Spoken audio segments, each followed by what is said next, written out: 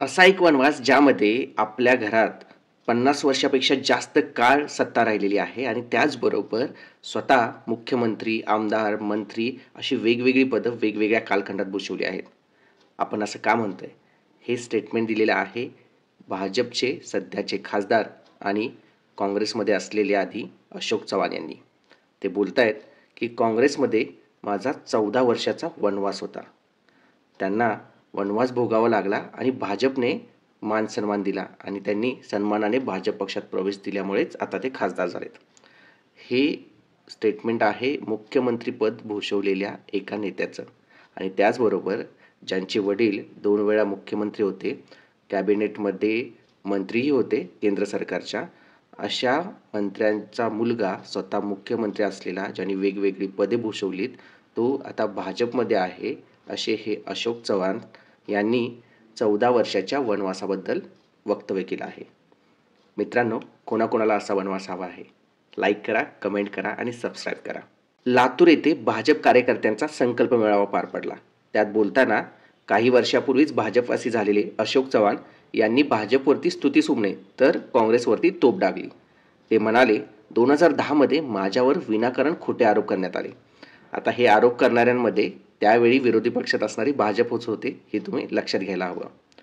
त्यावेळी मला मुख्यमंत्रीपद सोडावे लागले. 2008 ते 2010 हा काळ माझ्या राजकीय कारकिर्दीचा शिखराचा काळ होता. पण कोणतीही चूक नसता मला 14 वर्षाचा वनवास भोगावा लागला, असं अशोक चव्हाणांचं वक्तव्य आहे.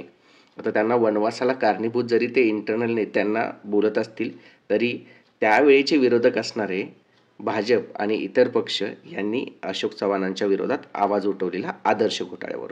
अशोक चव्हाण यांचे विधान खरोखरच विचार करायला लावणारे आहे. त्यांच्या राजकीय कारकिर्दीचा मागोवा घेतला तर त्यांचे वडील शंकरराव चव्हाण हे काँग्रेसचे 2 वेळा मुख्यमंत्री आणि केंद्रीय गृहमंत्री राहिले होते.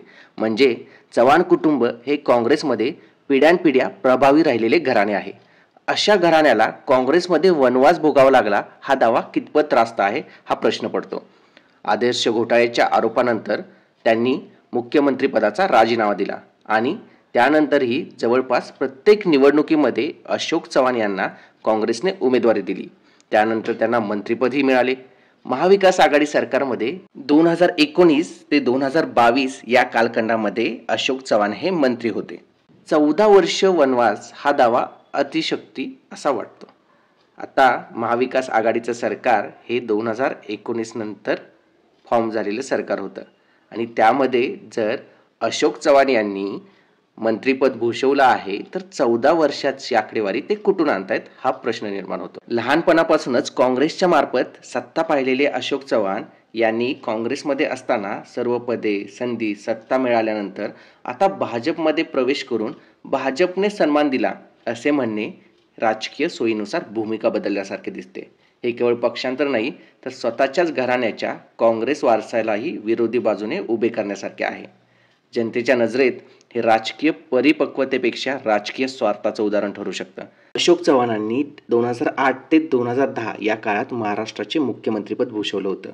2008 मध्ये मुंबईवरील दहशतवादी हल्ला झाल्यानंतर तत्कालीन मुख्यमंत्री विलासराव देशमुख यांनी आपल्या पदाचा राजीनामा दिला होता. त्यानंतर राष्ट्रीय काँग्रेस पक्षाने त्यांची मुख्यमंत्री म्हणून निवड केली आणि त्यांनी मुख्यमंत्रीची शपथ ही डिसेंबर महिन्यामध्ये घेतली होती. त्यापूर्वी त्यांनी सांस्कृतिक, उद्योग, खाण या खात्याचेही मंत्रिपद भूषवले होते. अशोक चव्हाण हे महाराष्ट्राचे माजी मुख्यमंत्री शंकरराव चव्हाण यांचे पुत्र आहेत. अशोक चव्हाण यांनी विधिमंडळाच्या 2 व संसदीय दोन्ही सभागृहाचे सदस्यत्व मिळवलेले आहे. अशोक चव्हाण यांच्यावरती आदर्श हाऊसिंग सोसायटीबद्दल आरोप झाले होते. 2010 साली आदर्श हाऊसिंग सोसायटी या कारगिलमधील हुतात्म्यांच्या वारसांसाठी मुंबईत बांधण्यात आलेल्या इमारतीत त्यांनी आपल्या नातेवाईकांना घरे देऊ केल्याबद्दल एक गदारोळ झाला आणि त्यानंतर अशोक चव्हाण यांना मुख्यमंत्रीपदाचा राजीनामा द्यावा लागला. त्यामध्ये विरोधी पक्षात होते भाजप आणि शिवसेना, ही पूर्ण शिवसेना ज्यामध्ये उद्धव ठाकरे आणि एकनाथ शिंदे एकत्र होते आणि आत्ताची ती भाजप ज्यामध्ये मुख्यमंत्री आहेत देवेंद्र फडणवीस. तर याच पक्षांनी अशोक चव्हाण यांच्या विरोधात आवाज उठवला होता.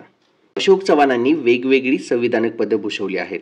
त्यांनी 1987 मध्ये खासदारकीची लोकसभा पोटनिवडणूक जिंकली होती. त्यानंतर ते राज्यमंत्री झाले, त्याचबरोबर विधान परिषद सदस्य होते, नंतर आमदार झाले, त्याच्यानंतर कॅबिनेट मंत्री म्हणून त्यांनी शपथ घेतली. महाराष्ट्राचे मुख्यमंत्री ते 2008 ते 2010 या कालावधीत होते. लोकसभा सदस्य म्हणून 2014मध्ये ते निवडून आले. पुन्हा एकदा विधानसभा सदस्य म्हणून निवडून आले आणि आत्ता सध्या ते राज्यसभा खासदार आहेत, हे भाजपच्या कोट्यामधून. अशोक चव्हाण यांच्या वडिलांबद्दल सांगायचे झाले तर शंकरराव चव्हाण हे महाराष्ट्राचे 2 वेळा मुख्यमंत्री होते. त्याचबरोबर त्यांनी केंद्रामध्ये वेगवेगळी महत्त्वाची कॅबिनेट मंत्रालये सांभाळली आहेत. त्यामुळे अशोक चव्हाणांच्याकडे राजकारणाचा वारसा हा पिढ्यानपिढ्या पुढे आलेला आहे. राजकारणाचा आणि घराणेशाहीचा हा वारसा अशोक चव्हाण यांना काँग्रेस पक्षामधूनच पुढे मिळाला होता. आता त्यांच्या भाजपा प्रवेशाविषयी बोलूया. 12 फेब्रुवारी 2024 रोजी चव्हाण यांनी काँग्रेस पक्षाच्या प्राथमिक सदस्यपदाचा राजीनामा दिला. तसेच आमदारकीचाही त्यांनी राजीनामा दिला. विधानसभा अध्यक्ष यांनी तो मंजूरही केला.